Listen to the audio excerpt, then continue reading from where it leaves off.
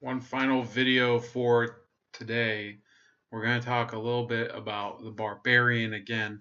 And what's happened the past few days is, yes, he's opened up a new investigation with this Dorham, John. I think his name is John Dorham from Connecticut, and that guy, from everything I've heard, is basically like some sort of king cobra of prosecutors. It will be very interesting what's going to happen with that new investigation going forward. And apparently, it's the signal is out, and some of these deep state actors like Comey and Clapper, Brennan, they're all turning against each other.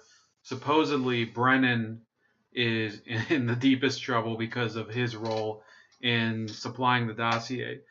Now, before we get into the rest of this, I want you to click the like button and also please share it if you can.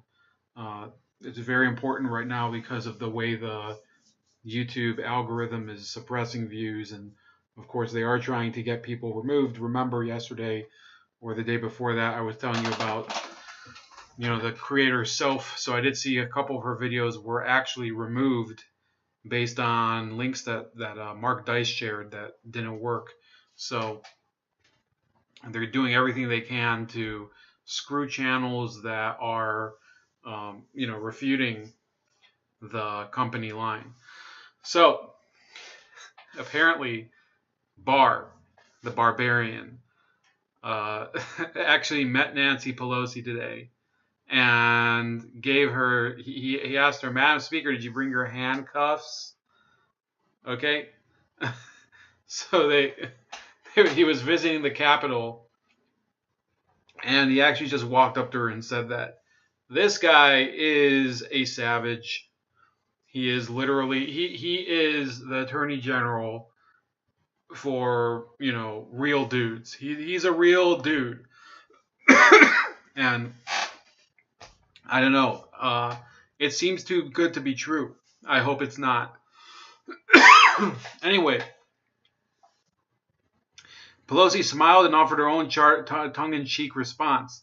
The House Sergeant at Arms was in attendance should an arrest be necessary, the top Democrat told the Attorney General.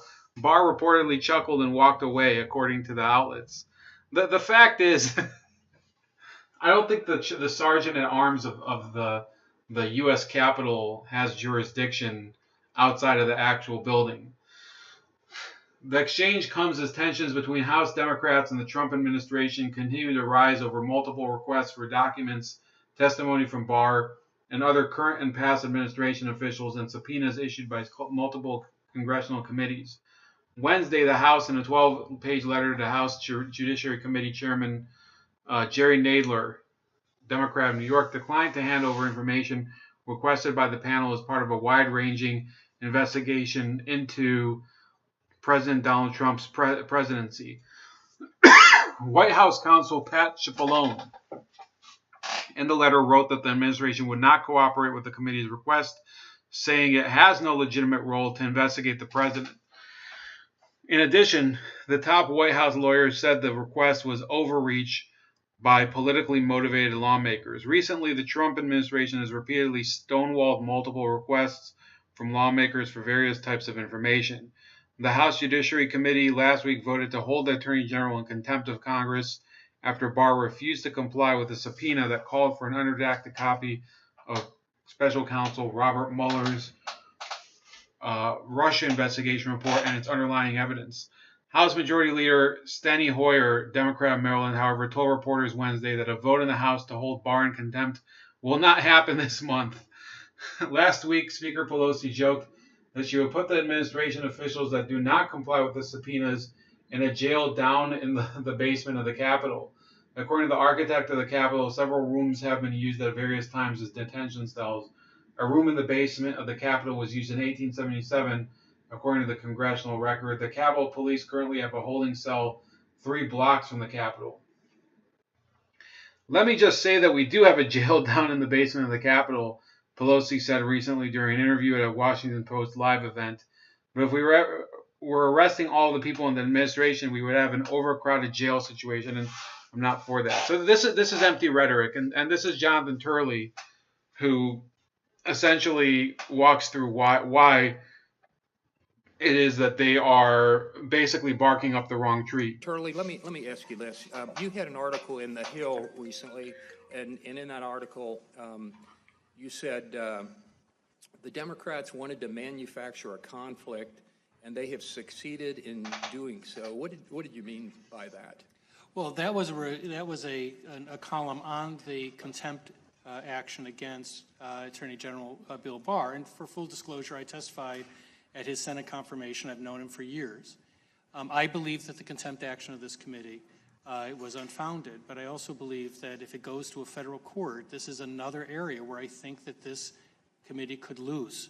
The issue of Rule 6E was addressed during the confirmation hearing when senators asked me, why won't he commit to releasing the full and unredacted report? And I said, because that would be a crime. You're asking him to commit to an act to secure confirmation that would violate the federal law. If he had said that, despite our friendship, I would have opposed his confirmation because that would be unethical. So there's no question that he cannot release that Rule 6E information. I was counsel in the Rocky Flats case. That's the largest Rule 6E case I know of. We spent years trying to get that special counsel report released. So I'm not a fan of Rule 6E, but we lost. And if you take a look at the McKeever case, which was just handed down by the D.C. Circuit, you are heading into a world of hurt if you go to the D.C. Circuit and argue that you could order Barr, or that Barr could unilaterally release Rule 6E information. They just adopted a narrow view of Rule 6E. And by the way, their view, and I agree with the dissent in that case, raises serious questions about how they're interpreting Haldeman versus Sirica. So you could open up that fight if you bring that case back to the D.C. Circuit. I'd encourage you not to, because I happen to like Haldeman versus Sirica. But right now, the D.C. Circuit is not a hospitable place. They have adopted the narrower approach of a couple of circuits, like the Eighth Circuit, in interpreting those exceptions under Rule 6E.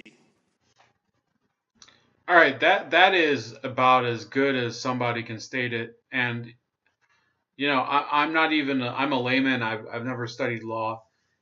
It's not hard to understand what he's talking about. Rule 6E is the one that's concerning grand jury testimony. I believe in the 90s there was a new law. It might have been a reinstatement of an old law that prohibited grand jury testimony from being revealed to the public.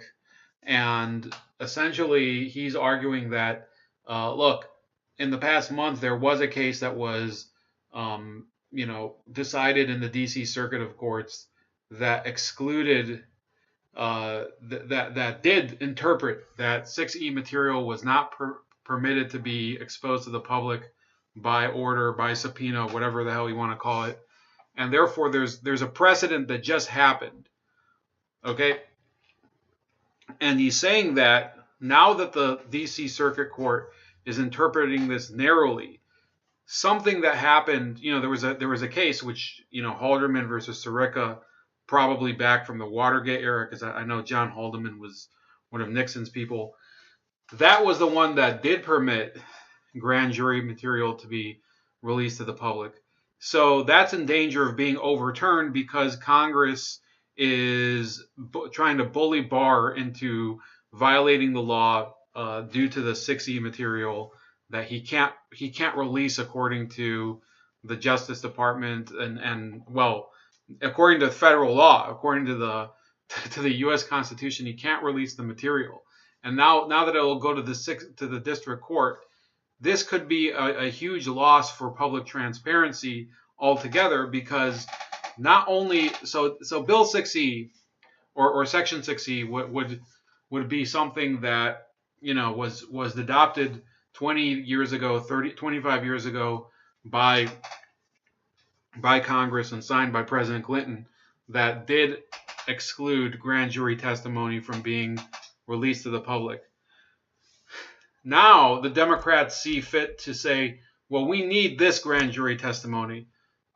Now they're going to screw themselves, because this ruling that just happened is a precedent, and the next ruling could even overturn the Supreme Court case that, or it might have been a district court case, but in either event, it could be a huge loss for public transparency. What they should be doing, if they really want to see grand jury testimony, is to lobby for either pass a bill in the House to repeal that statute, try to get the Senate to repeal it, or run on that in the next election or something. But until then, they're screwed. There's no way to do it. So, yeah, I think the Democrats have really overplayed their hand. They don't admit sometimes that what they're telling the media doesn't really translate into reality. They're simply not capable of realizing how different the world is from the way it's portrayed on TV and in the newspaper. That's about it. Please like, share, and subscribe. Also subscribe to me on BitChute and Minds.com at Jeff Leopard, as well as on Gab at Starscream85, and please donate to me on Subscribestar at Chef Leopard.